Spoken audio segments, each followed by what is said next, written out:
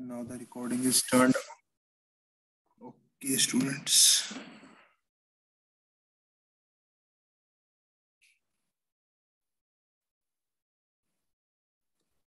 This is my screen. I hope it is shared with you all. Yes, sir. Okay. तो ये थोड़ा zoom in कर दिया.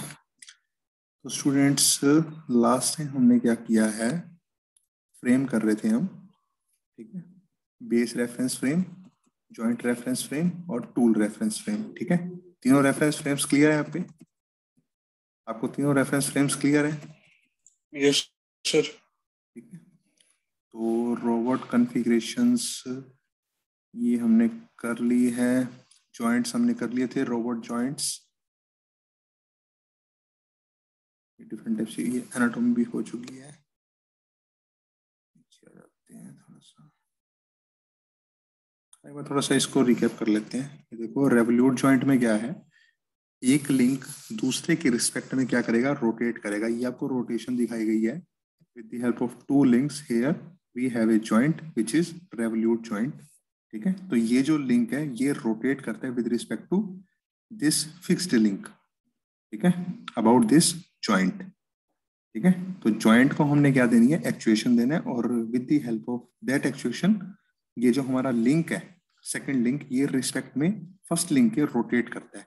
ठीक है. नेक्स्ट हमारे पास आता है प्रिस्मेटिक पेयर. प्रिस्मेटिक में क्या है कि हमारे पास ये जो लिंक है ये फिक्स लिंक है, और इसमें क्या होगा, स्लाइडिंग मोशन होगा, जिसके कारण इसके अंदर अप डाउन मूवमेंट होगी. ठीक है. ये इस स्लॉट के अंदर क्या करेगा, अप डाउन होगा. ठीक है. प्रिस्मेटिक पेयर, प्रिस्मेटिक में क्या होगा, लीनियर मोशन होगा, और रेवोल्यूट में रोटरी मोशन होगा आपके पास.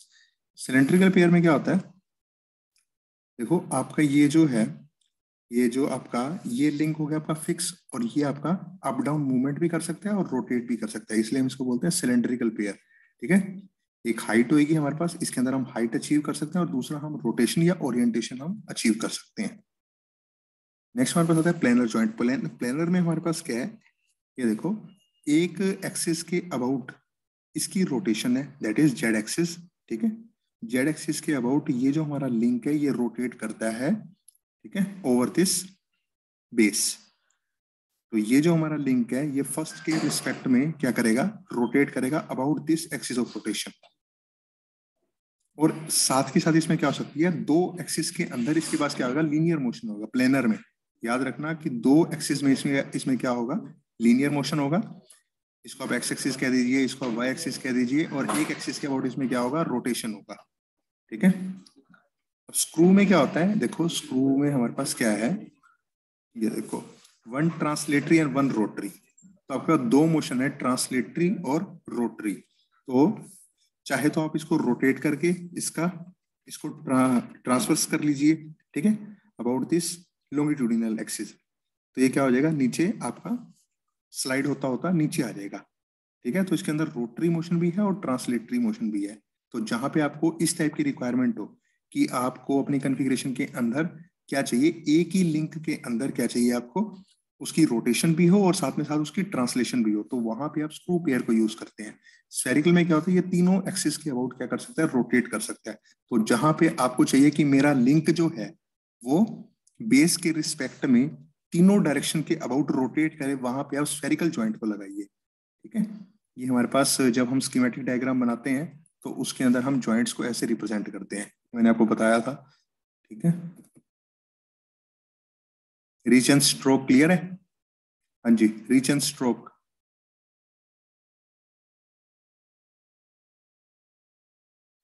देख लीजिए एक बारी, रीच एंड स्ट्रोक के अंदर क्या डिफरेंस है. ये देखो, reach and stroke are the measures of the dimensions of the work volume. तो वर्क वॉल्यूम आपके पास किस शेप का है, क्यूबॉइड शेप का है. इसके अंदर अगर आपने इसकी डायमेंशंस को मेजर करना हो, ठीक है, तो आप डायमेंशन को कैसे मेजर कर सकते हो, यहाँ पे हमारे पास जो वर्क वॉल्यूम बनेगा उसके अंदर हमारे पास कोई लेंथ, विड्थ और कोई हाइट नहीं होगी. उसके अंदर क्या आएगा, हमारे पास रीच और स्ट्रोक में हम बता सकते हैं कि हमारा जो 3 डायमेंशनल स्पेस है उसका एनलार्जमेंट या उसका जो रिड्यूस्ड मॉडल है वो कहां तक है. ठीक है. यानी कि आप किस मिनिमम डायमेंशन तक और किस मैक्सिमम डायमेंशन तक आप काम कर सकते हो with the help of this type of robotic configuration.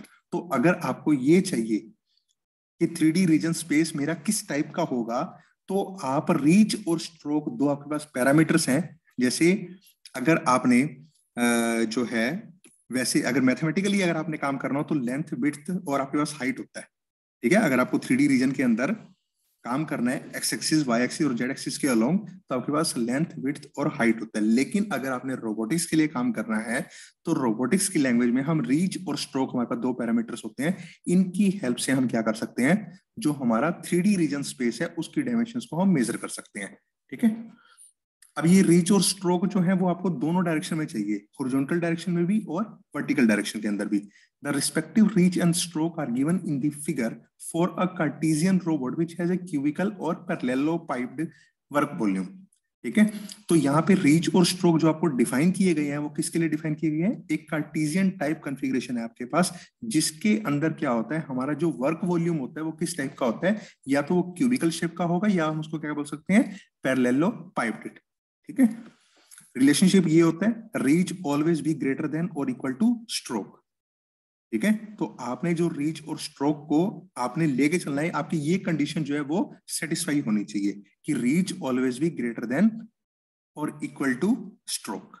The equality of reach, reach और स्ट्रोक जो है वो रिमोट पॉसिबिलिटी में इक्वल होते हैं। बहुत कम ऐसी पॉसिबिलिटी होती है प्रैक्टिकल सिचुएशन के अंदर जहां पर ये दोनों इक्वल हुए आपके पास। तो रीच क्या होता है और स्ट्रोक क्या होता है, देखो रीच क्या होता है कि आपने बेस से स्टार्ट करना है। ठीक है, इस एक्सिस से, जो बेस के ऊपर हमारा जॉइंट लगा हुआ है उसकी एक्सिस से हम देखेंगे कि मैक्सिमम जो है वो हॉरिजॉन्टल डायरेक्शन के अंदर डिस्प्लेसमेंट हमारा कितना हो सकता है। ठीक है, हमारा रोबोट जो है वो मैक्सिमम हॉरिजॉन्टल डायरेक्शन के अंदर किस मैक्सिमम डायमेंशन तक काम कर सकता है, that is equal to horizontal reach. और वर्टिकल डायरेक्शन में वो कितना काम कर सकता है, up to the maximum point that will be equal to the vertical reach.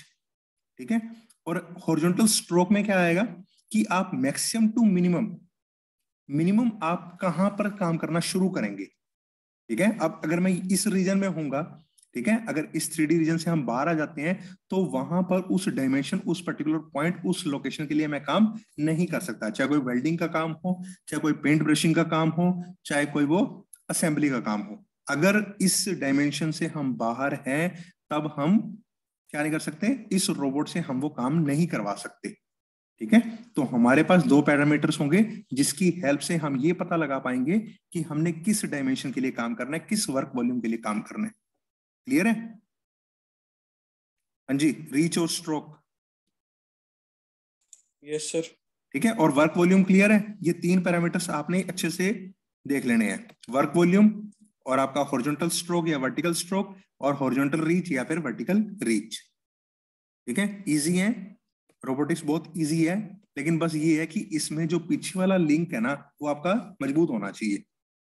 ठीक है, जो प्रीवियस स्टडी है ना, जैसे जैसे हम एडवांसमेंट होती जा रही है, जैसे जैसे हम आगे बढ़ते जा रहे हैं, तो प्रीवियसली आप कितने स्ट्रॉन्ग हो इसके अंदर वो आपको हेल्प करेगी मैक्सिमम। अब यहाँ देखो, आपने उसमें भी किया है मैकेट्रॉनिक्स वालों ने कि रोल, पिच और यो, हमारे पास तीन टाइप के मोशन होते हैं। इसमें क्या है कि एक्सिस के अबाउट हमारी रोटेशन है, तीन एक्सिस है हमारी, उसके अबाउट रोटेशन है।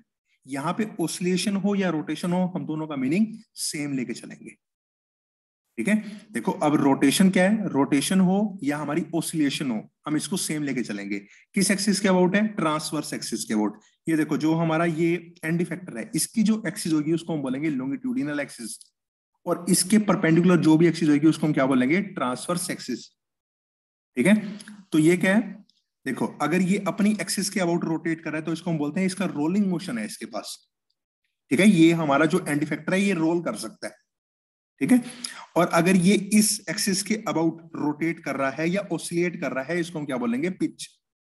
अगर ये तीसरी एक्सिस के अबाउट या ट्रांसवर्स, जो हमारी तीसरी ट्रांसवर्स या नहीं सॉरी दूसरी ट्रांसवर्स, ये हमारी फर्स्ट ट्रांसवर्स, ये हमारी दूसरी ट्रांसवर्स, तो एक ट्रांसवर्स के अबाउट हम इसको बोलते हैं पिच और एक ट्रांसवर्स के अबाउट हम इसको बोलते हैं यू। और थर्ड क्या होती है, इसकी अपनी एक्सिस ऑफ रोटेशन होती है जिसके अबाउट हम इसको क्या बोलते हैं, इसके पास कौन सा मोशन है, रोलिंग मोशन है। ठीक है, चलिए आगे चलते हैं हम। टाइप्स ऑफ वर्क स्पेसिस, अब वर्क स्पेस का हो, वर्क एनवेलप का हो या वर्क वॉल्यूम का हो, तीनों का मीनिंग सेम है। ठीक है। वर्क एनवेलप का हो, वर्क स्पेस का हो या वर्क वॉल्यूम का हो, तीनों का मीनिंग सेम है। कार्टेशियन रोबोट है, आपको पता है कि आपके पास जो वर्क वॉल्यूम, जो 3D रीजन स्पेस जनरेट होगा वो किस शेप का होगा, पैरेललो, पाइप्ड या फिर क्यूबॉइड शेप का आप बोल सकते हो। सिलेंड्रिकल में हमारे पास क्या होता है, सिलेंड्रिकल में हमारे पास क्या होएगा, देखो दो लीनियर, अब सिलेंड्रिकल जॉइंट और सिलेंड्रिकल रोबोट को मिक्स नहीं करना, ठीक है। वो कॉन्फ़िगरेशन, ये कॉन्फ़िगरेशन है, वो जॉइंट है। कॉन्फ़िगरेशन में क्या, total set of movements present in a robot, that is configuration of the robot, ठीक है। और जॉइंट में क्या होता है कि एक लिंक दूसरे के रिस्पेक्ट में जो रोटेट करेगा या ट्रांसलेट करेगा उसको हम क्या बोलेंगे, जॉइंट वेरिएबल या जॉइंट एंगल, ठीक है, उसको हम बोलते हैं जॉइंट। और यहां पे हम बोलेंगे कॉन्फ़िगरेशन, ठीक है। अब यहां पर देखो सिलेंड्रिकल रोबोट में हमारे पास क्या होता है कि दो लीनियर मोशंस होते हैं, ठीक है, और एक हमारे दो लीनियर मोशन होते हैं और एक हमारे पास रोटरी मोशन होता है। अब लीनियर मोशन जो होंगे वो कहां पर होंगे, इन जेड डायरेक्शन और रेडियल डायरेक्शन में, और रोटरी मोशन जो होगा वो अबाउट जेड एक्सिस होगा, ठीक है। लीनियर मोशन होंगे कहां पर हमारे पास, हाँ जी, लीनियर मोशन होंगे कहां पर, जेड और रेडियल डायरेक्शन में, ठीक है। अब ये जो लिंक है, ये देखो, ये जो हमारा एंड इफेक्टर है, ये इस लिंक के रिस्पेक्ट में क्या कर सकता है, ये लेफ्ट राइट इसकी मूवमेंट हो सकती है, ठीक है। और ये देखो, एक ये जो लिंक है ये अपने से पिछले लिंक के रिस्पेक्ट में या इसके साथ आप कह सकते हैं, ये जो लिंक है इसके साथ क्या करेगा, अप डाउन मूवमेंट करेगा, ठीक है। और ये जो लिंक है ये नीचे वाले लिंक के साथ क्या करेगा, रोटेट करेगा, ठीक है। तो एक हमारे पास रोटरी ज्वाइंट और दो हमारे पास प्रिस्मेटिक ज्वाइंट, ठीक है जी, दो लीनियर मोशंस और एक हमारे पास rotary motion. Polar robot, polar robot में हमारे पास क्या होगा, देखो एक लीनियर मोशन और दो हमारे पास क्या है, रोटरी मोशन, ठीक है। पोलर रोबोट बोलो, स्फेरिकल रोबोट बोलो, इट्स अप टू यू, ठीक है। तो हमारे पास जो होता है इसके अंदर एक लीनियर मोशन और दो हमारे पास रोटरी मोशन, किस एक्सिस के अबाउट है और किस एक्सिस के अलोंग हमारे पास पोलर रोबोट है, ये लीनियर मोशन है, ये आपको पता होना चाहिए, ठीक है। और इसके अंदर जो वर्क स्पेस जनरेट होता है वो आपको पता होना चाहिए कि किस टाइप के रोबोट में, किस कॉन्फ़िगरेशन ऑफ रोबोट के अंदर हमारे पास किस टाइप का वर्क एनवेलप जनरेट होगा, ठीक है। वर्क एनवेलप का मतलब क्या है कि आप किस 3D रीजन स्पेस, उसकी शेप क्या है, उसके अंदर आप काम कर सकते हो, ठीक है। जैसे अगर आपके पास कोई डोम टाइप का स्ट्रक्चर है, उसके अंदर अगर आपको कोई वेल्डिंग करनी है, तो अब वहां पर आप किस टाइप का रोबोट यूज करोगे, उसकी कॉन्फ़िगरेशन क्या होगी, ठीक है ना। जैसे आपके पास पीसी होता है, पीसी में आप क्या करते हो कि आप एक कॉन्फ़िगरेशन सिलेक्ट करते हो और उसके अकॉर्डिंग आप अपने एप्लीकेशन को ऑब्जर्व करते हो, ठीक है, कि मैं उस पर्टिकुलर एप्लीकेशन के लिए काम कर पाऊंगा कि नहीं कर पाऊंगा, है ना। सेम वैसे ही कॉन्फ़िगरेशन किसकी होती है, रोबोट की होती है। जैसे हम पीसी में क्या सिलेक्ट करते हैं, रैम देख लिया, प्रोसेसर देख लिया, हमने हार्ड ड्राइव देख ली, ठीक है, या कोई भी इनबिल्ट कोई फीचर्स है, कोई ग्राफिकल फीचर्स है वो हमने ऑब्जर्व कर लिए। ऐसे ही रोबोट के अंदर हम किसको ऑब्जर्व करते हैं, लिंक लेंथ पैरामीटर्स और हमारे पास जॉइंट एंगल्स होते हैं, इनको हम ऑब्जर्व करते हैं और इनकी हेल्प से हम क्या करते हैं, कॉन्फ़िगरेशन को डिफाइन करते हैं, ठीक है। तो और बाकी जो आ जाती है एसेसरीज, वो जो माउंटिंग्स हैं, जो इसेंशियल पार्ट्स हैं, वो हम बाद में देख लेंगे। मेन क्या है हमारे पास, जो जॉइंट एंगल्स या फिर लिंक लेंथ पैरामीटर्स, ये हमारे पास क्या होते हैं, मेन जो हमारे पास क्या होते हैं, जो मेन कंपोनेंट है वो ये है, ठीक है। कंबाइंड टाइप, अब रेवोल्यूट जॉइंट आता है। अब ये देखो इसके अंदर क्या है, कंबाइंड टाइप में क्या आएगा कि अगर आपके पास कोई कंबाइंड टाइप रोबोट है तो उसके अंदर सिर्फ क्या प्रेजेंट होंगे, हमारे पास रेवोल्यूट जॉइंट्स प्रेजेंट होते हैं, ठीक है, रेवोल्यूट जॉइंट्स प्रेजेंट होते हैं। चलिए अब हम आगे करते हैं, रोबोट ड्राइव सिस्टम। अब रोबोट हमारा कोई मोशन एग्जीक्यूट कर रहा है तो वो कैसे कर पा रहा है, with the help of joints करता है। अब जॉइंट के पास कोई मोशन अगर पीछे से आएगा तभी वो आगे उसको पास ऑन करेंगे ना, लिंक को देंगे। तो उसके लिए हमें क्या चाहिए कि उनको जहां से मोशन आएगा वो कहां से आएगा, एक्चुएटर से, या हमारे पास जो ड्राइव्स लगी हुई हैं। देखो, the links of the robots move about the prescribed axis by receiving the power through what are called the drive systems, ठीक है। तो लिंक जो है रोबोट्स के, उनके अंदर क्या आएगी, मूवमेंट आएगी with the help of drive systems. उन ड्राइव सिस्टम्स को हम क्या बोलते हैं, actuators. The movements produced may be translatory in nature और रोटरी अबाउट अ जॉइंट। तो जो लिंक के पास ट्रांसलेशन आएगा या रोटेशन आएगा वो किसके अबाउट आएगा, अबाउट अ जॉइंट। ठीक है, at the joints the actuators provide required force और torque for the movement of the links. अब जॉइंट के ऊपर जो एक्चुएटर है वो क्या प्रोवाइड करते हैं, फोर्स या फिर टॉर्क, किसके लिए, ताकि हमारे लिंक्स की क्या हो पाए, मूवमेंट हो पाए।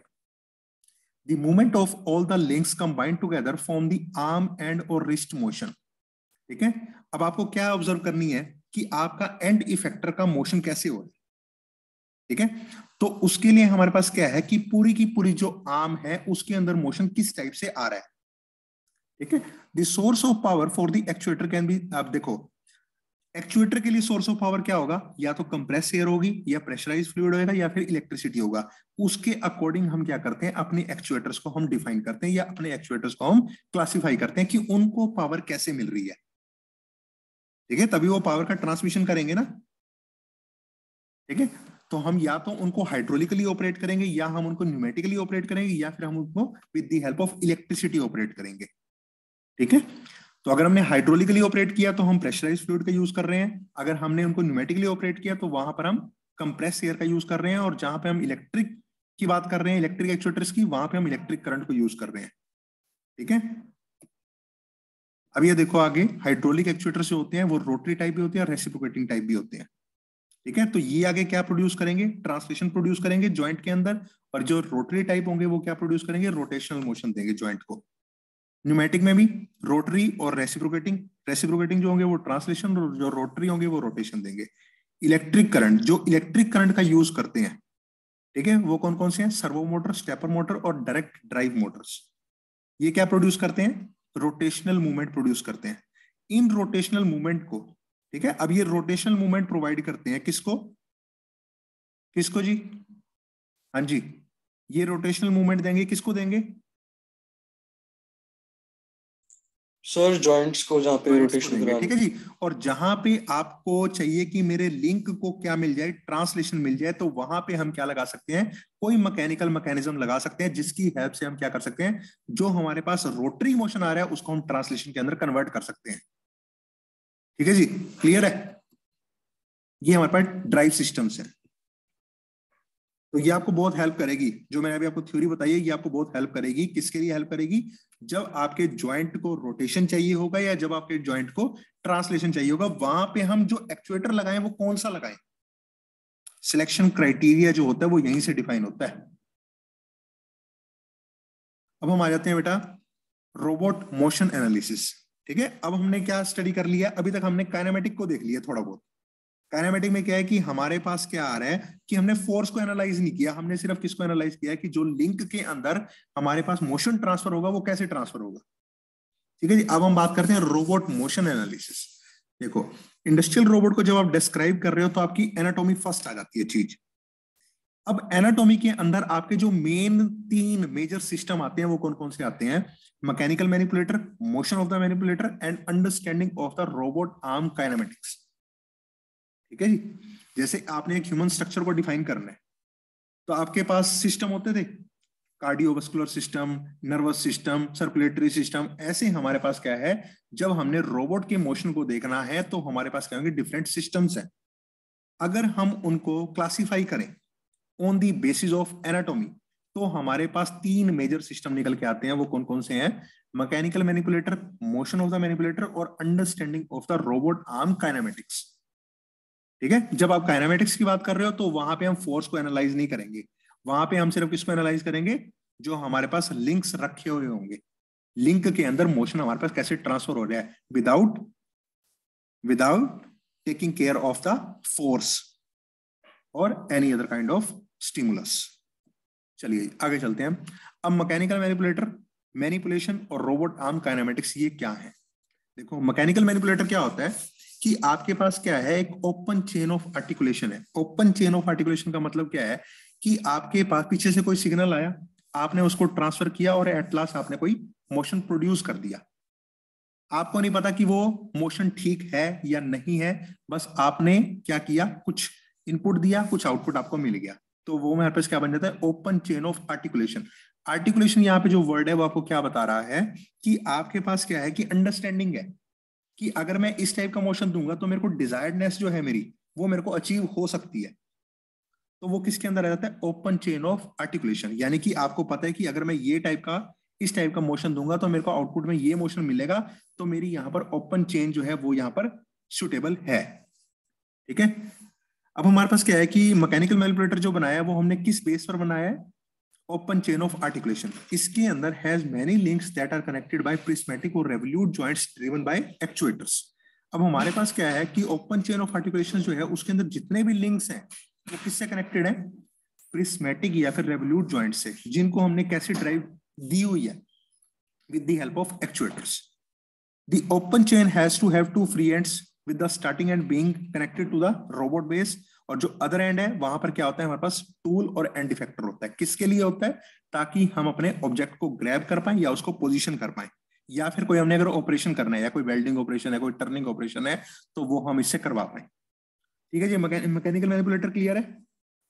ओपन चेन ऑफ आर्टिकुलेशन है, इसके अंदर जितने भी लिंक्स हैं वो किससे कनेक्टेड है, किससे कनेक्टेड है, या तो रेवोल्यूट जॉइंट है या फिर वो प्रिस्मेटिक जॉइंट्स है। अब ओपन चेन के अंदर हमारे पास दो फ्री एंड होते हैं, एक एंड हमारा कहां से कनेक्ट होता है, रोबोट बेस से, और दूसरा एंड हमारा कहां से कनेक्ट होता है, टूल और एंड इफेक्टर से। चलिए अब हम बात करते हैं मैनिपुलेशन की। मैनिपुलेशन में क्या होता है, इसके अंदर हम स्टडी करेंगे रिलेटिव मोशन को, जो हमें किस चीज का रिलेशनशिप दे रहा होगा बिटवीन दी ऑब्जेक्ट्स देमसेल्व्स और the objects and the manipulator elements. ठीक है, एंड इफेक्टर और ऑब्जेक्ट के बीच में जो रिलेशनशिप है on the basis of relative motion वो कैसा है, वो हमें कहां से पता चलेगा, मैनिपुलेशन से। ठीक है, या फिर हमारे पास दो ऑब्जेक्ट्स हैं, जैसे आप असेंबली ऑपरेशन करते हो, तो असेंबली के अंदर दो ऑब्जेक्ट के बीच में कैसा रिलेशनशिप होना चाहिए on the basis of relative motion, वो हमें कहां से पता चलेगा, with the help of manipulation. हाँ जी, समझ में आ रहा है।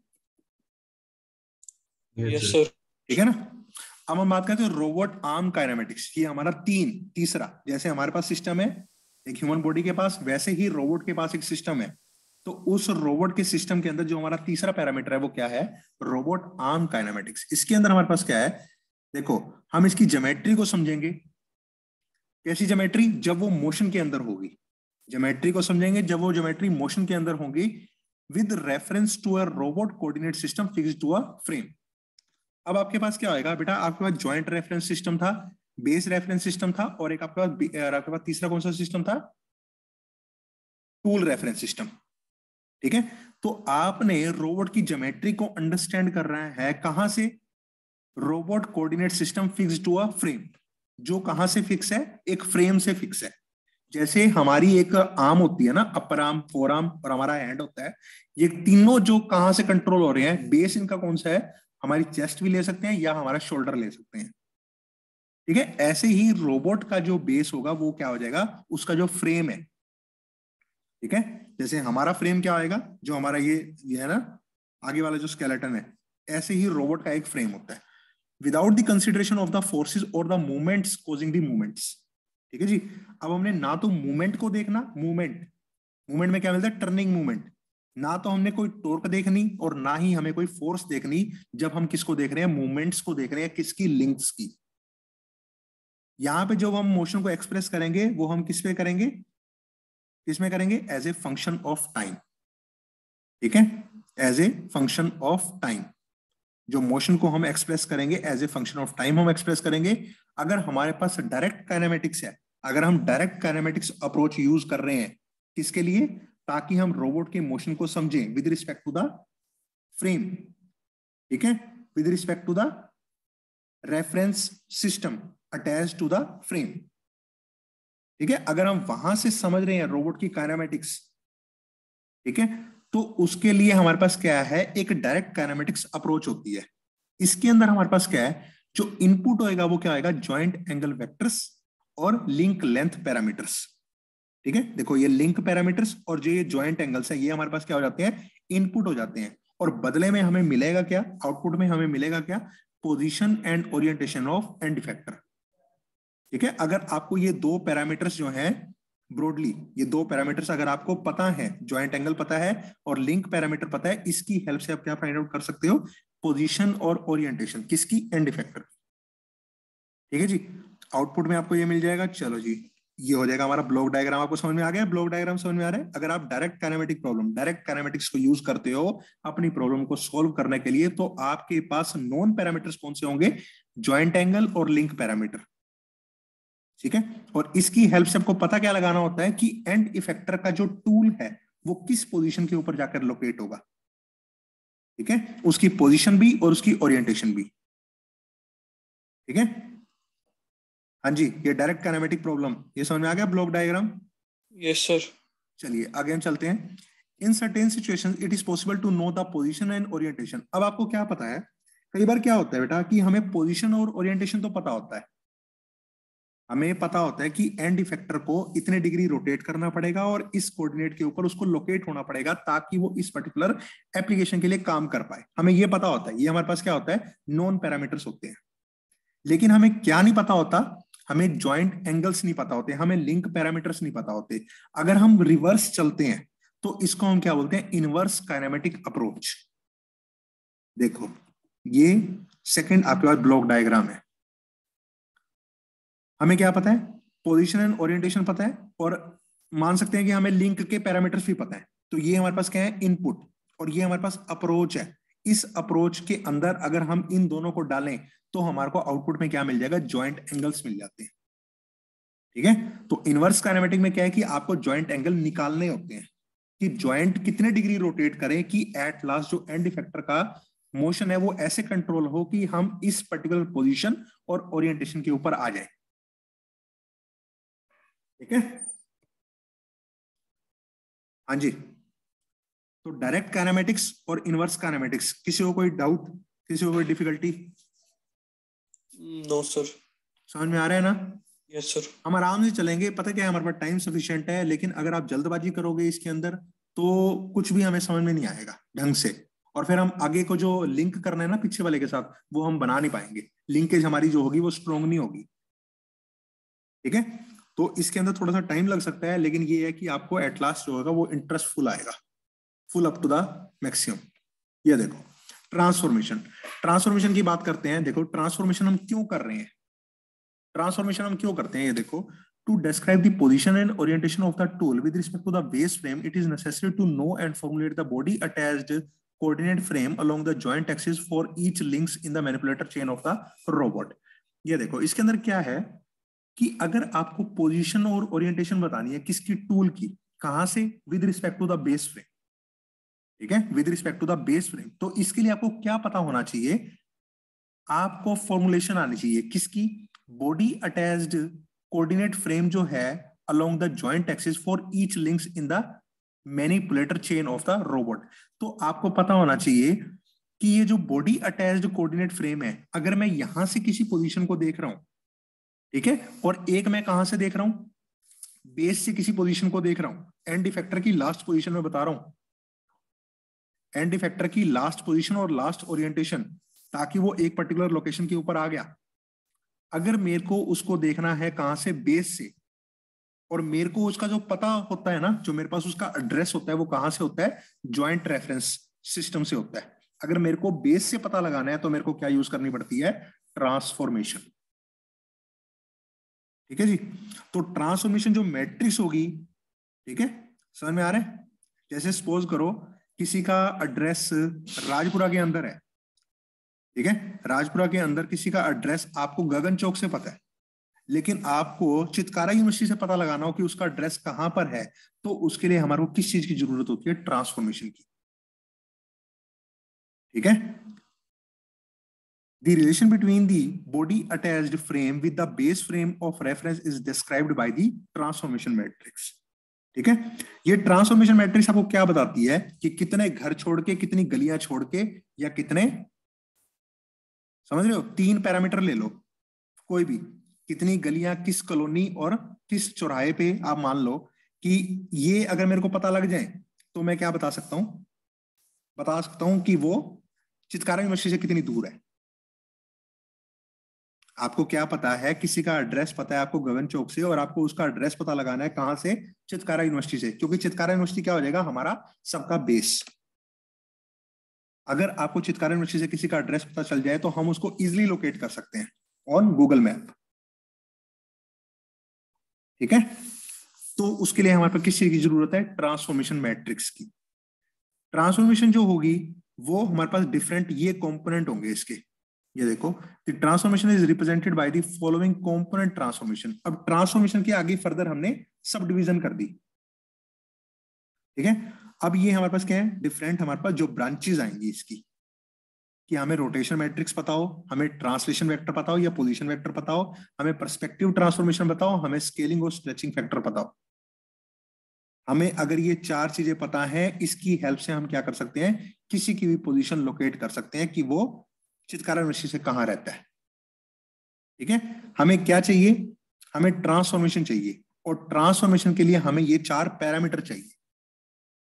ट्रांसफॉर्मेशन मैट्रिक्स होती है वो 4x4 की होती है, जिसके अंदर हमारे पास चार सब मैट्रिसेस होती हैं जो आपको ऊपर मैंने बताई है, rotation matrix, position vector matrix, perspective transformation matrix और स्ट्रेचिंग मैट्रिक्स। ठीक है, हर किसी का साइज देख लो, इसका 3x3 का होता है, इसका 3x1 का होता है, इसका 1x3 का होता है और इसका 1x1 का होता है। ठीक है, ठीक है, आ रहे समझ में? Yes sir. जी ठीक है सर। जी, आगे आ जाते हैं हम रोटेशन मैट्रिक्स। तो पहले ही हम पता लगाते हैं कि हमें रोटेशन मैट्रिक्स पता हो। ठीक है, हमें ये पता हो रोटेशन मैट्रिक्स। अब रोटेशन मैट्रिक्स देखो कैसी, बहुत ये कमाल की चीज है, इसको अच्छे से समझना। ठीक है, यहां से हमारा मेन जो है वो रोबोटिक्स स्टार्ट हो जाती है रोटेशन मैट्रिक्स से। देखो, position vector representing a point in the 3 dimensional space is operated by the rotation matrix to map its coordinates in the rotated और body attached reference frame with the base frame. ठीक है, देखो position vector जो होता है उससे हमें क्या पता चलता है कि हम 3D, जो हमारा 3D स्पेस है उसके अंदर हम एक पॉइंट को लोकेट कर सकते हैं with the help of position vector. हमारे पास क्या है, एक 3 डायमेंशनल स्पेस है, उसके अंदर अगर आपने किसी पॉइंट को लोकेट करना है तो आपके पास क्या होना चाहिए, पोजीशन वेक्टर होना चाहिए। ठीक है जी, अब इस पोजीशन वेक्टर को आपने कहां से ऑब्जर्व करना है, is operated by the rotation matrix to map its coordinates in the rotated और body attached reference frame with the base reference frame. अब आपने क्या करना है, आपकी बॉडी जो है वो रोटेट होगी है। अब वो रोटेट किस रेफरेंस फ्रेम के रिस्पेक्ट में हुई है, इसको हम बोलते हैं बॉडी अटैच्ड रेफरेंस फ्रेम, जिसके रिस्पेक्ट में हमारी बॉडी रोटेट हुई है। हम क्या पता लगाना चाहते हैं कि हमारे कोऑर्डिनेट्स हम कहां से ऑब्जर्व करें, with respect to the base reference frame. ठीक है, हमारी बॉडी रोटेट हो गई है, लेकिन रोटेशन का हमें कहां से पता लगा है, ज्वाइंट एंगल से, लेकिन हम कहां से पता लगाना चाहते हैं, बेस से। तो उसके लिए हमें मैपिंग करनी पड़ती है। ठीक है, अब ये देखो, जो बॉडी अटैच्ड रेफरेंस फ्रेम होगा उसको हमने किससे रिप्रेजेंट करना है, OABC से। ये हो गया पॉइंट ऑफ ओरिजिन, ये हमारी 3 एक्सिस। ठीक है, OABC, जिसको हमने शो किया है फिगर नंबर 3.3 में, ये देखो। और बेस रेफरेंस फ्रेम जो है वो हमारा कौन सा है, OXYZ, ये देखो। हाँ जी, ये फिगर नंबर 3.3 देखो, ये हमारा पोजीशन होगी। ये हमारी कहां से पोजीशन हम ऑब्जर्व कर रहे हैं, with respect to the joint reference frame system या body attached reference frame system. लेकिन हम इसकी लोकेशन कहां से पता लगाना चाहते हैं, इस प्लेन से, XYZ प्लेन से। थोड़ा सा 3D यहां पे ऑब्जर्व करना पड़ेगा आपको। ठीक है, ABC के अकॉर्डिंग हमें पोजीशन पता है ये P पॉइंट की, लेकिन हम इसकी पोजीशन कहां से पता लगाना चाहते हैं, XYZ से। जो XYZ प्लेन है इसको मैं बोल रहा हूं क्या, बेस रेफरेंस फ्रेम सिस्टम। जो ये ABC प्लेन है इसको हम क्या बोलते हैं, क्या बोलते हैं, body attached reference frame system या joint angle reference frame system. ठीक है, तो आपको मैपिंग करनी पड़ती है इसके लिए। वो मैपिंग देखो आप कैसे करते हो, देखो position vector with respect to the plane ABC, तो ये क्या आएगा, ये देखो, ये यूनिट वेक्टर और ये हमारा मैग्नीट्यूड। ठीक है, magnitude of position P along axis A, वो हमारे पास क्या आएगा, PA, similarly PB, similarly PC, और ये क्या आएगा, आपको डायरेक्शन देगा। आपको पता है कि किसी भी वेक्टर को रिप्रेजेंट करने के लिए आपको मैग्नीट्यूड और डायरेक्शन की नीड होती है, तो यूनिट वेक्टर से आपको क्या पता चल जाएगा, डायरेक्शन, और जो मैग्नीट्यूड होगा इससे आपको क्या पता चल जाएगा कि उसकी पोजीशन कहाँ है with respect to the plane ABC। ठीक है, और ऐसे ही हमारे पास क्या आएगा, एक्स वाई जेड से जब हम देखेंगे पोजीशन को तो हमारे पास क्या आएंगे, 3 मैग्नीट्यूड होंगे along X axis, along Y axis और अलोंग जेड एक्सिस, और ये उनकी डायरेक्शन होगी IX, IY और IZ। ठीक है, अब आप क्या पता लगाना चाहते हो कि पोजीशन आपको पता हो पॉइंट P की किसके रिस्पेक्ट में, with respect to the plane XYZ। तो ये आपको कैसे पता चल सकती है, with respect to the rotation matrix. अगर मैं रोटेशन मैट्रिक्स को प्री मल्टीप्लाई कर दूं किसके साथ, पोजीशन वेक्टर के साथ, with respect to the plane ABC। ठीक है, तो ये आपके पास जनरल ट्रांसफॉर्मेशन आ जाएगी आपके पास। ठीक है, जनरल ट्रांसफॉर्मेशन का ये फॉर्मूला है कि अगर आपको इससे पता हो पोजीशन ABC से और आपको XYZ से पता लगानी हो तो आप एक रोटेशन मैट्रिक्स का यूज करते हो, जो हमारी रोटेशन मैट्रिक्स प्री मल्टीप्लाई होती है with this position vector matrix. अब हम बात करते हैं, हमारे पास 3 टाइप की रोटेशन आएंगी। रोटेशन अबाउट एक्स एक्सिस हो सकता है, रोटेशन अबाउट वाई एक्सिस हो सकता है, या रोटेशन अबाउट जेड एक्सिस हो सकता है। ठीक है, अब ये देखो कि अगर आपको रोटेशन मैट्रिक्स जनरेट करनी है तो वो हम कैसे जनरेट करते हैं, to develop a relation for the rotation matrix. ये RX अल्फा का क्या मतलब है कि आपका जो ये है रेफरेंस फ्रेम, ठीक है, इसको आपको एक रोटेशन देनी है about X axis by an angle alpha. ठीक है, तो आपकी ये जो एक्सिस होगी ना, ए वाली एक्सिस, ये तो इसके साथ कोइंसाइड करेगी। ये जो प्लेन होगा BC प्लेन जो होगा, इसके अंदर रोटेशन आ जाएगी अबाउट एन एंगल अल्फा। ठीक है,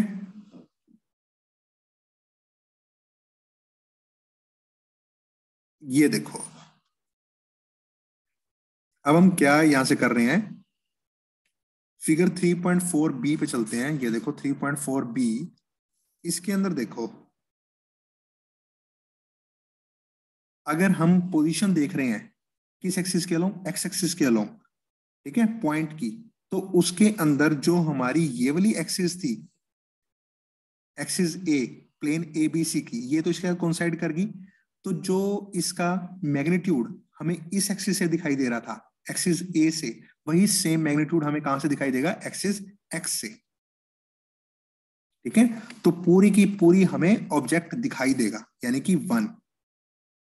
ठीक है, लेकिन यहां से ऑब्जेक्ट जो होगा वो, जो अगर हम उसके B कोऑर्डिनेट को देखें, B एक्सिस के अलोंग उसका कोऑर्डिनेट देखें तो वो हमें कुछ भी नहीं दिखाई देगा। ठीक है, ऐसे ही PC के अलोंग हमें कुछ भी नहीं दिखाई देगा। ठीक है, तो हमारे पास जो पहली रो आ जाएगी वो क्या आ जाएगी, 1 0 0। अब हम क्या देख रहे हैं, वाई एक्सिस से देख रहे हैं हम ऑब्जेक्ट को, वाई एक्सिस से हम देख रहे हैं ऑब्जेक्ट को। तो वाई एक्सिस के ऊपर देखो ये जो होगा PB वाला कंपोनेंट, ये कितना आएगा, PB कोस अल्फा। ठीक है, PB कोस अल्फा। और ये जो होगा एक्सिस, अगर हम एक्सिस A वाला कंपोनेंट देखें वाई एक्सिस से तो वो हमें 0 दिखाई देगा, PB कोस अल्फा। ठीक है, तो यहाँ पे हम डायरेक्शन कोसाइन का यूज कर रहे हैं। देखो ये हमारे पास जो होगा ना, एक्सिस B से अगर हम एक्सिस B वाला जो कंपोनेंट है अगर हम वाई एक्सिस से ऑब्जर्व करें तो वो हमें कितना दिखाई देगा, PB कोस अल्फा। और जेड वाला कितना दिखाई देगा, देखो जेड वाला कितना दिखाई देगा हमें, हाँ जी, ये हो गया PB कोस अल्फा, और ये कितना हो गया,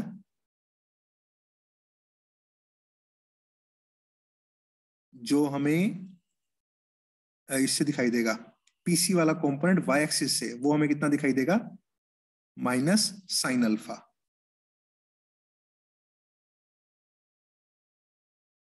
ठीक है, ये देखो ना, यहां पे आ जाएगा ये PC कोस अल्फा और यहां पे आएगा PC साइन अल्फा। लेकिन हमारी डायरेक्शन क्या आएगी, वाई एक्सिस देखो पॉजिटिव ऊपर की तरफ है, ये डाउनवर्ड डायरेक्शन के अंदर हमें कंपोनेंट मिल रहा है, तो दोनों डायरेक्शन अपोजिट है, इसलिए ये कितना आ जाएगा, माइनस साइन अल्फा।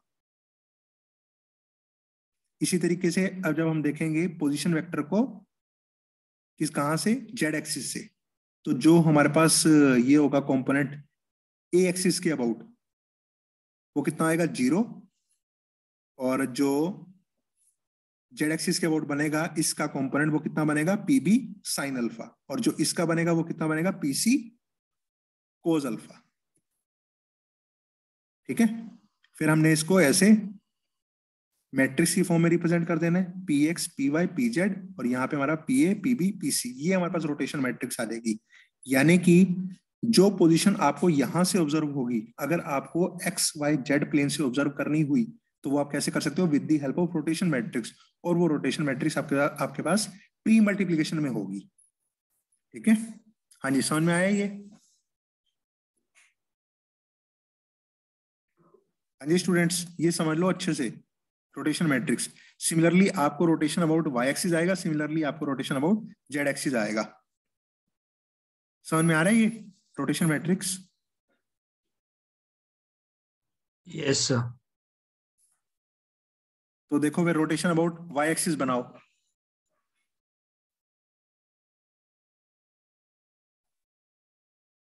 देखो जो आपकी वाई एक्सिस वाली होगी ये पीबी, ठीक है, जो पीबी कोऑर्डिनेट होगा ये आपका फिक्स होगा, ये आपकी एक्सिस फिक्स हो जाएगी।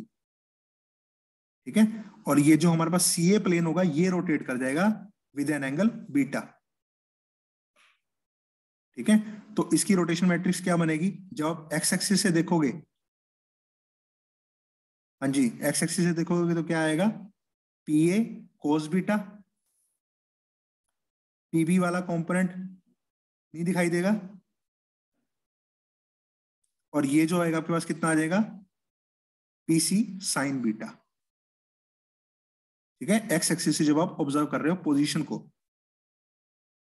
ठीक है, तो जो आपके पास पीए वाला कोऑर्डिनेट होएगा वो आपके पास आएगा पीए कोस बीटा एक्स एक्सिस से। जो पीबी वाला कंपोनेंट आएगा वो आपको बिल्कुल भी ऑब्जर्व नहीं होगा।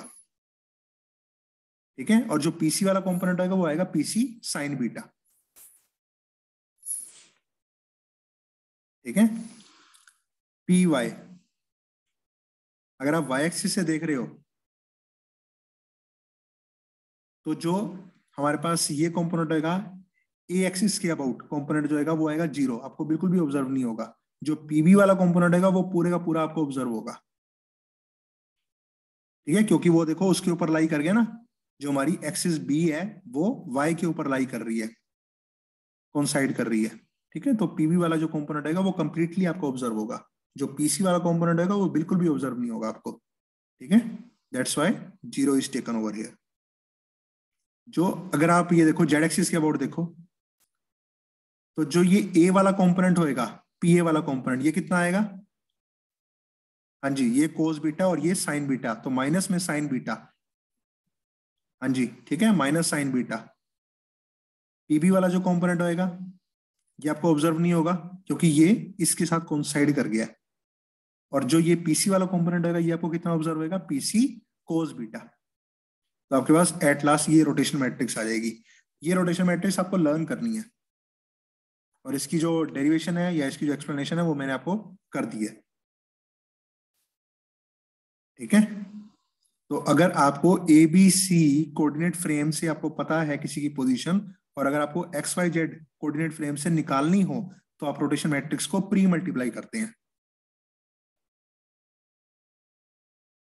चलिए रोटेशन अबाउट जेड एक्सिस निकालिए।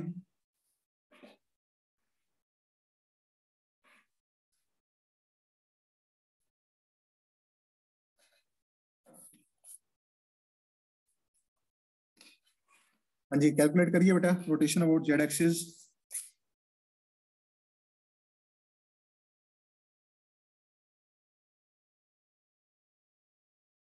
अब जो जेड वाली एक्सिस थी, ठीक है, उसके ऊपर जो सी वाली पोजीशन है, या सी वाला जो हमारा कोऑर्डिनेट है, या सी वाली जो एक्सिस है, वो कंप्लीटली लाई कर जाएगी, कंप्लीटली उसके ऊपर कोइंसाइड कर जाएगी। ठीक है, तो निकालिए रोटेशन मैट्रिक्स।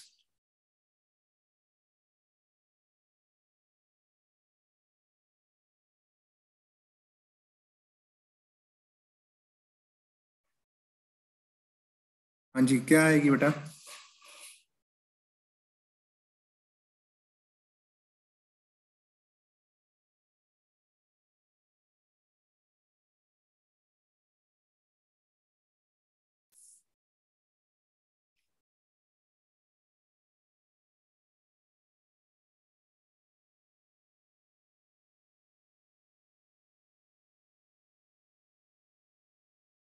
ये आ रहा है आप लोगों को समझ में आ रहा है बेटा रोटेशन मैट्रिक्स?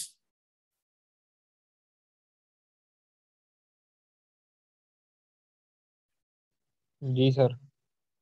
हाँ जी, बताओ फिर इसमें क्या आएगी, पोजीशंस क्या आएंगी विद रिस्पेक्ट टू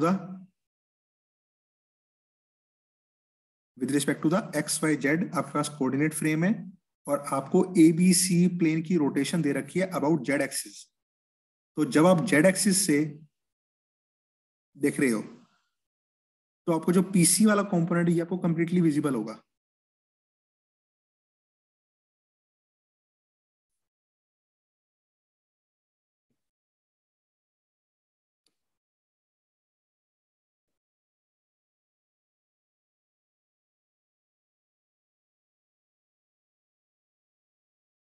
देखो जो ए वाला कंपोनेंट होगा ये आपको कितना विजिबल होगा, इसका कोस थीटा टाइम्स। पीए वाले कंपोनेंट का कोस थीटा टाइम्स जो है वो आपको विजिबल होगा कहां से, एक्स एक्सिस से। ठीक है, और एक्स एक्सिस से आपको ये जो होगा, ये जो बी वाला कंपोनेंट है ये आपको कितना विजिबल होगा, माइनस पीबी साइन थीटा, यानी कि माइनस में साइन थीटा टाइम्स जो होगा पीबी कंपोनेंट का वो आपको विजिबल होगा एक्स एक्सिस से। ठीक है, और ये देखो जो पीसी वाला कंपोनेंट है ये तो जेड एक्सिस के साथ लाई कर गया, कंप्लीटली कोइंसाइड कर गया, तो ये आपको बिल्कुल भी विजिबल नहीं होगा, इसलिए यहाँ पर 0। ठीक है, इसी तरीके से हम वाई एक्सिस से देखते हैं। वाई एक्सिस से देखो जो पीए वाला कंपोनेंट होगा ये आपको कितना विजिबल होगा, इसका साइन थीटा टाइम्स। ठीक है, और जो पीबी वाला कंपोनेंट होगा ये आपको कितना विजिबल होगा, cos theta times of PB. और जो जेड वाला होगा ये तो कोइंसाइड कर गया, तो ये बिल्कुल भी विजिबल नहीं होगा, इसलिए 0। ठीक है, और अब हम देखेंगे पीसी वाला कंपोनेंट। ये देखो ये जेड एक्सिस से साथ लाई कर रखा है कंप्लीटली, तो ये हमारे पास 0 0 और 1। पीए वाला कंपोनेंट भी जेड एक्सिस से 0, पीबी वाला कंपोनेंट भी जेड एक्सिस से 0, और पीसी वाला कंपोनेंट क्योंकि ये इसके साथ कंप्लीटली कोइंसाइड कर रही है, that's why 1 is taken over here. ठीक है, तो ये रोटेशन मैट्रिक्स जो है ये आपको लर्न करनी है। Rotation about Z axis by an angle theta, R Z theta, ये होगा आपके पास। ये रोटेशन मैट्रिक्स आपको पता होनी चाहिए। कोस थीटा माइनस में sine theta 0, sine theta cos theta 0 0 0 1। Rotation about Y axis with an angle beta, ये आपको पता होनी चाहिए rotation matrix. Cos beta 0, sine beta 0 1 0, minus में साइन बीटा 0 कोस बीटा। और ये हमारे पास rotation about X axis with an angle alpha. ठीक है, तो ये रोटेशन मैट्रिक्स आपको पता होनी चाहिए। ठीक है, ये देखो ना, ये जो होगा एक्स वाला कंपोनेंट ये रो वाइज भी 1 0 0 होगा और ये कॉलम वाइज भी 1 0 0 होगा, ये तो आपको पता लग ही जाएगा। ठीक है, ऐसे ही ये देखो रोटेशन अबाउट वाई एक्सिस में ये कॉलम वाइज भी 0 0 1 0 है और ये रो वाइज भी 0 1 0 है। उसी तरीके से जब हम जेड एक्सिस में करेंगे तो ये देखो 0 0 1 और 0 0 1, कॉलम वाइज भी रो वाइज भी।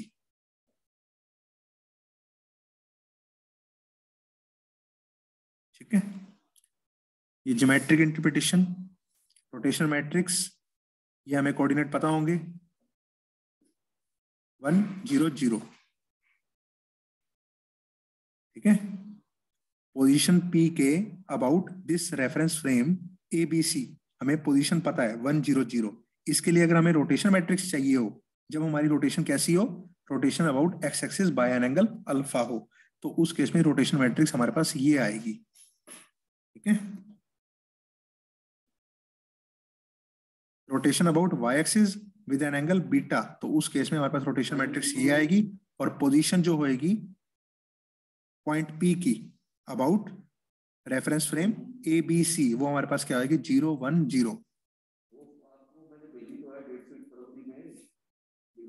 Rotation about Z axis with an angle theta, तो रोटेशन मैट्रिक्स हमारे पास ये होएगी। पोजीशन जो होएगी पॉइंट की वो ये होएगी 0 0 1। हाँ जी, ठीक है। इनवर्स ट्रांसफॉर्मेशन में क्या है, देखो रोटेशन मैट्रिक्स में हम क्या पता लगाते हैं कि हमें बेस से किसी की पोजीशन पता हो। इस कोऑर्डिनेट फ्रेम में तो हमें पता है, ए कोऑर्डिनेट फ्रेम में हमें पोजीशन पता है, लेकिन अगर हमें एक्स कोऑर्डिनेट फ्रेम में निकालनी हुई तो हम ये ट्रांसफॉर्मेशन मैट्रिक्स या ये ट्रांसफॉर्मेशन रूल यूज करेंगे। ठीक है। लेकिन यहां पे देखो इनवर्स में क्या होता है हमारे पास, अगर हमें किसमें पता है, बेस में पता है, लेकिन अगर हमें कहां से निकालनी हो, बॉडी अटैच्ड रेफरेंस फ्रेम में निकालनी हो, तो हम कैसे निकाल सकते हैं, ऐसे निकाल सकते हैं। ठीक है। ये इनवर्स ऑफ रोटेशन मैट्रिक्स, इसको हम रोटेशन मैट्रिक्स का ट्रांसपोज भी बोल सकते हैं। तो अगर आपको रोटेशन मैट्रिक्स का इनवर्स निकालना हो तो आप कैसे निकाल सकते हो, with the help of transpose of a matrix. ठीक है। तो ट्रांसपोज में हम क्या करते हैं कि रो को हम चेंज कर देते हैं इनटू कॉलम, हो जाएगा।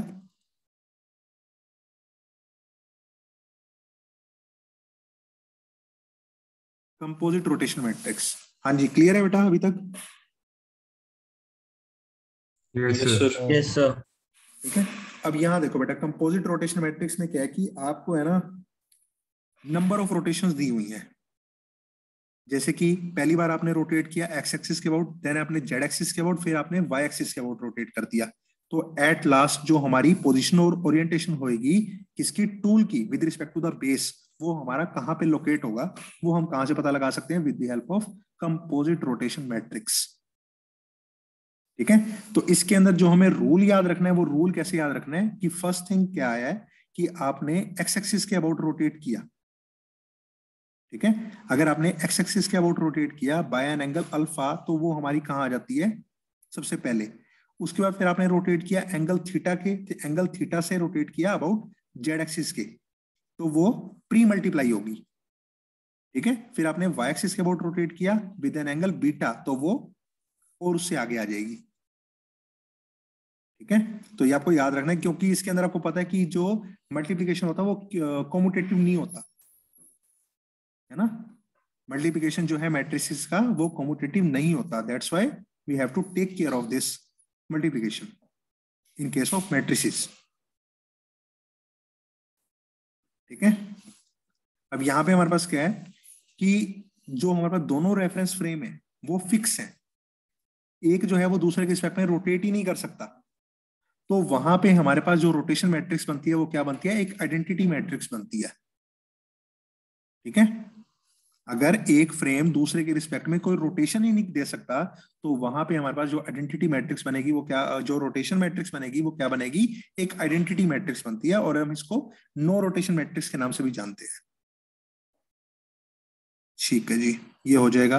ये आपके पास देखो ओवरऑल जो आपके पास आ जाएगी, यहाँ पे क्या है, सबसे पहले rotation about X axis by an angle alpha, फिर रोटेशन अबाउट, हाँ जी, rotation about Z axis by an angle theta, फिर रोटेशन अबाउट। ठीक है। तो आपको ये याद रखना। ठीक है। जो बाद में आएगा वो प्री प्री मल्टीप्लाई होता जाएगा। ठीक है। प्री मल्टीप्लाई आपकी कैरी ऑन रहेगी। ठीक है जी। चलो ये हो गया हमारे पास। चलो यहां से हम थोड़ा सा देख लेते हैं, the following rules apply in the formation of composite rotation matrix. देखो स्टार्टिंग में क्या होता है कि रेफरेंस फ्रेम और जो हमारे पास मोबाइल कोऑर्डिनेट सिस्टम है, मोबाइल कोऑर्डिनेट सिस्टम हमारे पास कौन सा होता है, ओ ए बी सी, दोनों क्या होते हैं, को इंसिडेंट होते हैं। इसलिए जो हमारी रोटेशन मैट्रिक्स बनती है वो क्या बनती है, एक आइडेंटिटी मैट्रिक्स बनती है। अब क्या है, हमने जो हमारे पास मोबाइल कोऑर्डिनेट सिस्टम है ओ ए बी सी, उसको हमने एक एक्सिस के अबाउट रोटेट कर दिया। किसके अबाउट, ये देखो, ये हमारा जो O A B C mobile coordinate system है, इसको हमने रोटेट किया किस एक्सिस के अबाउट, फिक्स्ड कोऑर्डिनेट सिस्टम की एक्सिस के अबाउट। फिर हमारे पास क्या होती है, प्री मल्टीप्लाई होती है। ठीक है। Pre multiply the previous resultant matrix with the current basic rotation matrix. ठीक है। तो रोटेशन मैट्रिक्स जो होगी वो हमारे पास कैसे आ जाएगी, प्री मल्टीप्लिकेशन में। ठीक है। फिर हम क्या कर रहे हैं, ये देखो, ये हमारे को 3 रूल याद रखने हैं कंपोजिट रोटेशन मैट्रिक्स जनरेट करते हुए। सबसे पहले हमें पता होना चाहिए कि दोनों क्या एक दूसरे से कोइंसिडेंट है। अगर कोइंसिडेंट है तो हमारे पास जो फर्स्ट मैट्रिक्स होगी वो कौन सी होगी, आइडेंटिटी मैट्रिक्स 3x3 की 1 0 0 0 1 0 0 0 1। उसके बाद हमें क्या हमारे पास जो आएगी रोटेशन के लिए, वो क्या आएगी कि अगर हमारे पास जो ये है रोटेशन हो रही है किसकी, मोबाइल कोऑर्डिनेट सिस्टम की, किसके रिस्पेक्ट में, with respect to the base coordinate system के, तो हम क्या करेंगे, इस मैट्रिक्स जो हमारी ये मैट्रिक्स आएगी रोटेशन मैट्रिक्स, इसको हम क्या करते हैं, प्री मल्टीप्लाई करते हैं किसके साथ, आइडेंटिटी मैट्रिक्स के साथ। अगर मोबाइल कोऑर्डिनेट सिस्टम अपनी ही एक्सिस के अबाउट रोटेट कर रहा था, फिर हम क्या करते हैं, पोस्ट मल्टीप्लाई करते हैं। ठीक है, ये देखो, ठीक है, ये हमारे पोस्ट मल्टीप्लीकेशन हो गई है इसके साथ।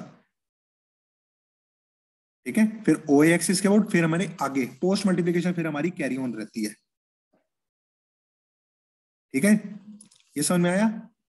कंपोजिट रोटेशन मैट्रिक्स देखो इस केस में कैसे बनाई हुई है। पहले हमारे पास क्या आएगा, हमने सपोज किया कि दोनों जो हमारे पास रेफरेंस फ्रेम है, मोबाइल कोऑर्डिनेट सिस्टम और हमारे पास जो बेस रेफरेंस सिस्टम है, वो दोनों क्या है, एक दूसरे से कोइंसिडेंट है। उस केस में हमारे पास एक आइडेंटिटी मैट्रिक्स आ जाएगी। फिर हमने क्या देखा, जो हमारे पास मोबाइल कोऑर्डिनेट सिस्टम है वो रोटेट कर रहा है बेस रेफरेंस फ्रेम सिस्टम के रिस्पेक्ट में विद एन एंगल फाई और अबाउट वाई एक्सिस। तो हमने क्या कर दिया, जो रोटेशन मैट्रिक्स आएगी वो क्या आएगी, प्री मल्टीप्लाई में आएगी। फिर हमने देखा कि जो फिर आगे हमारे पास जो हुआ सेकंड केस, उसमें क्या था कि ये जो हमारे पास mobile coordinate frame reference system है, ये रोटेट कर रहा है अपनी ही एक्सिस के अबाउट, एक्सिस ओसी के about with an angle theta. तो हमने क्या कर दिया, इसको पोस्ट मल्टीप्लाई किया। फिर उसके बाद क्या हुआ, ये अपनी ही एक्सिस के अबाउट, ओए एक्सिस के अबाउट जो हमारा रेफरेंस फ्रेम सिस्टम है मोबाइल, वो रोटेट कर रहा है विद एन एंगल अल्फा। तो हमने पोस्ट मल्टीप्लाई। ठीक है, पोस्ट मल्टीप्लिकेशन हमारी कैरी ऑन रहती है। चलिए, हाँ जी, अब ये देखिए बेटा, ये एक क्वेश्चन आता है आपके पास, आपको एक पोजीशन पता है एक पॉइंट की 543, कहां पर, बॉडी कोऑर्डिनेट फ्रेम में, इसको आपने रोटेट किया with an angle 30 degree about Z axis. आपको इसके कोऑर्डिनेट्स बताने हैं with respect to the base reference frame system. हाँ जी, कर सकते हो, कैसे करोगे, ये जो हमारी रोटेशन मैट्रिक्स जेड वाला होगी, रोटेशन मैट्रिक्स लगा देंगे सर उसमें। ये प्री मल्टीप्लाई होगी या पोस्ट मल्टीप्लाई होगी,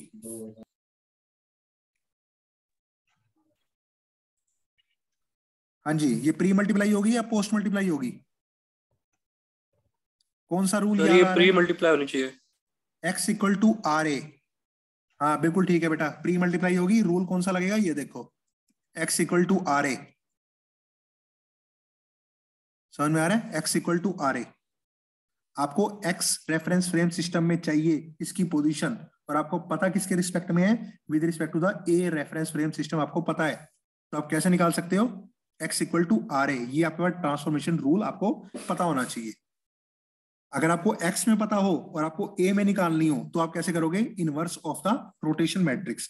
प्री मल्टीप्लाई दोनों में होती है, लेकिन एक में इनवर्स यूज करते हो और एक में आपको सीधा रोटेशन मैट्रिक्स यूज करते हो। तो इनवर्स आप कैसे निकाल सकते हो, सीधा ट्रांसपोज कर दो, इनवर्स आ जाएगा आपके पास। ठीक है जी, अब मेरे को बताओ जल्दी से क्या। इसमें तो पर सर सीधा और रोटेशन मैट्रिक्स से मल्टीप्लाई करके आ जाएगा हाँ जी, हाँ जी, बिल्कुल बिल्कुल, करो बेटा करो वो जल्दी क्वेश्चन में। मल्टीप्लाई। हाँ बिल्कुल। अब इस टाइप की अगर मैं आपको क्वेश्चन दूं, तो आप ये मत कहना कि ये करवाया नहीं हुआ जी, ये हमें समझ नहीं आया जी, गलत मत करना।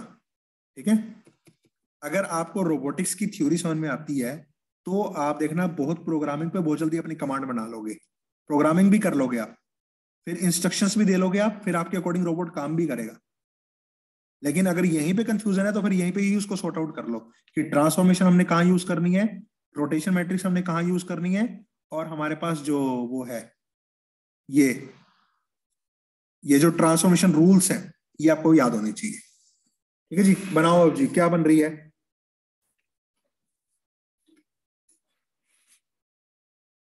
बनाओ, इसके कोऑर्डिनेट्स क्या बन रहे हैं, किसी को कोई डाउट।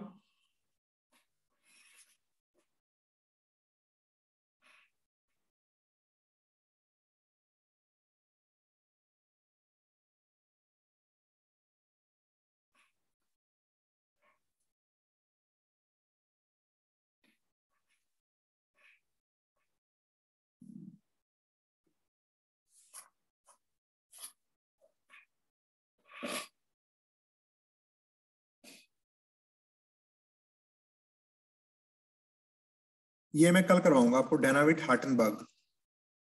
ठीक है, ये आपका आज का लास्ट टॉपिक है। बस मेरे को इसका आंसर बता दो कि आंसर क्या आ रहा है आपका, ईमानदारी से सभी करो। रोटेशन मैट्रिक्स याद है या दिखाऊं एक बार rotation matrix about Z axis? ये देखो, ये रही। याद है सर। ना ये नहीं है सच, ना ये रही 001 और 001, ये रही। ये रोटेशन मैट्रिक्स लगेगी। ठीक है,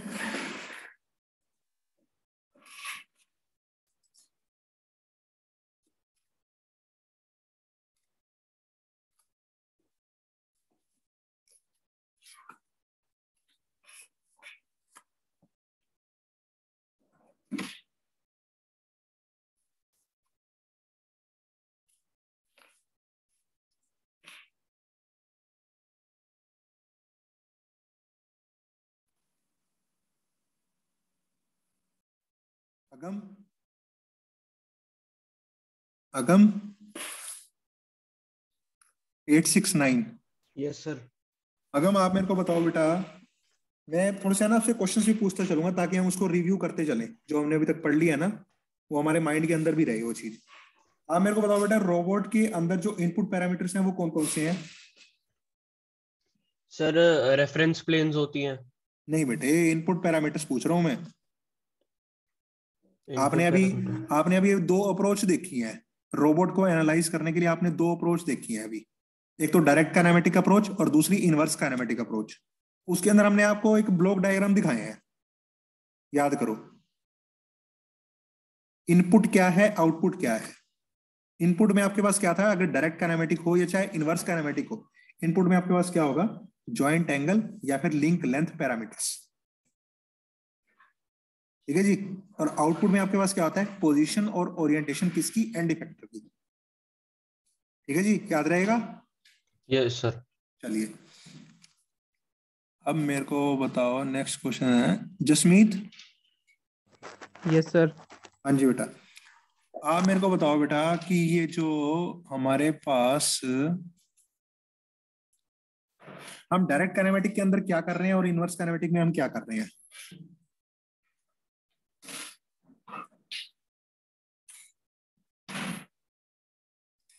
देखो, रोबोट को एनालाइज कर रहे हैं, बिल्कुल समझ में आती है ये चीज। रोबोट को एनालाइज करने का मतलब क्या है कि रोबोट हमें किस टाइप का मोशन प्रोवाइड कर रहा है ताकि हम इस पर्टिकुलर एप्लीकेशन के लिए काम कर पाए।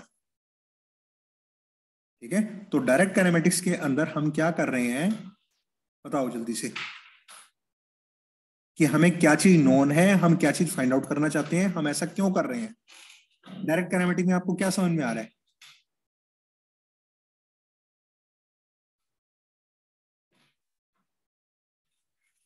अब आगे मेरा पूरा चैप्टर इससे ही लिंक है। अब दो साइंटिस्ट आएंगे, दो साइंटिस्ट क्या कहेंगे कि मैं आपको चार पैरामीटर्स देता हूं, इन चार पैरामीटर्स की हेल्प से आपने क्या करना है, अपने रोबोट को एनालाइज करिए on the basis of direct kinematics approach.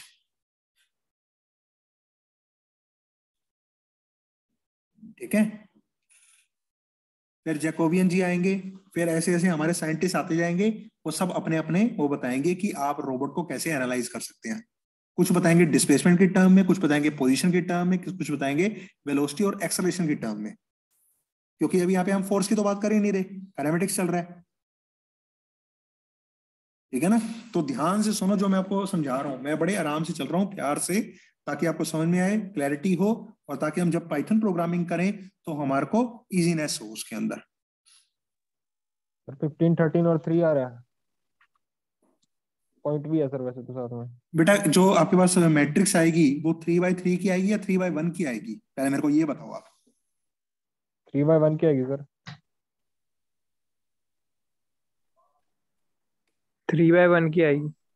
क्योंकि सर वो एक तो इसमें वही वो है ना 3 into हाँ, 1 थ्री का बाई वन की लास्ट आएगी, वाला। बिल्कुल बिल्कुल बिल्कुल, क्योंकि ये बन गया 3x3 और ये बन गया 3x1। हाँ वो तो मल्टीप्लाई हमारे में पास सर बन गया, सिर्फ एक रो हाँ, है उसमें कॉलम तो। और कॉलम और रो जो है वो हमारे सेम होने चाहिए, और इसका जो बन जाएगा रो और उसका कॉलम, 3x1 की आएगी। क्या आ रही है बेटा? 15 13 और 3 एक बार चेक कर लो आप। गलती भी हो सकता है शायद नहीं, से। मैंने यहाँ पे कैलकुलेट नहीं कर रखा, बस आपने निकाल लिया ना। ठीक है, सभी का यही आ रहा है रिजल्ट। वो सर पॉइंट्स में है वैसे तो 15.2 13.4। अब एक बार क्रॉस चेक कर लो आपस में।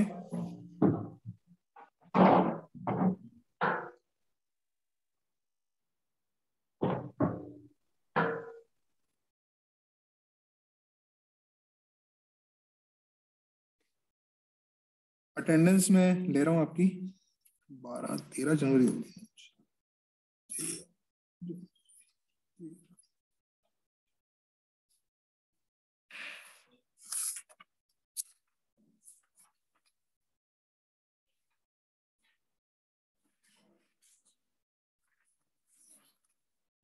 Rishabh Yadav,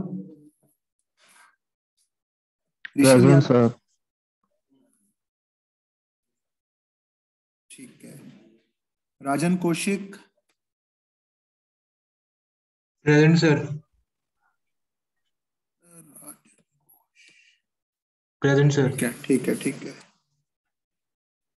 सनिध्या Kashyap, present sir. ठीक है। विभोर ठाकुर, विभोर प्रेजेंट सर। कहाँ पे है विभोर ठाकुर भाई? हाँ ठीक है, विभोर 314, ठीक है बेटा। Balraj Singh, Balraj Singh,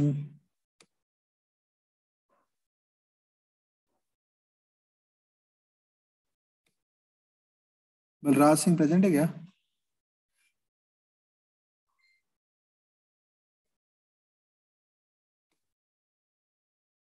Balraj is absent today. ठीक है। प्रभजोत सिंह भट्टी, प्रेजेंट सर। ठीक है। अगम जांगड़ा, ठीक है प्रेजेंट है। अगम, यस सर। ठीक है, ओके बेटा। नेक्स्ट है हमारे पास सिमरत, सिमरत कौर, प्रेजेंट सर। बेटा आ रहे समझ में? हाँ जी सर। ठीक है बेटा। 316 जसदीप सिंह, जसदीप सिंह absent है, ठीक है। जसमीत सिंह कलसी, ठीक है। आकाश शर्मा, प्रेजेंट सर। कौन है? जसमीत। जसमीत, ठीक है। हाँ जी। आकाश Sharma, he is absent today. Akash, I think he is absent. Abhishek Sharma, Abhishek Sharma, he is also absent today. Ayush Dhiman, ठीक है। Present sir. Rhythm Bindal, sir उसका मैसेज आया था मेरे को, उसका जूम इशू दे रहा है बार बार, इसलिए वो लीव हो रहा था उसका। नहीं है फिर वो क्लास में तो प्रेजेंट नहीं है ना। ये सर अभी नहीं है बीच में सर, उसके उसने यस सर भी काफी बारी बोला था बीच में जो आप पढ़ा रहे थे। पता नहीं यार, अब तो मैं absent कर रहा हूँ उसको, ठीक है।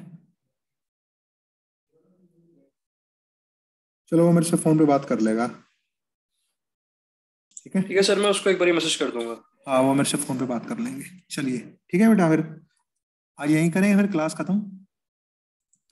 ठीक है सर। ठीक है बेटा, thank you all, okay sir. Thank you sir.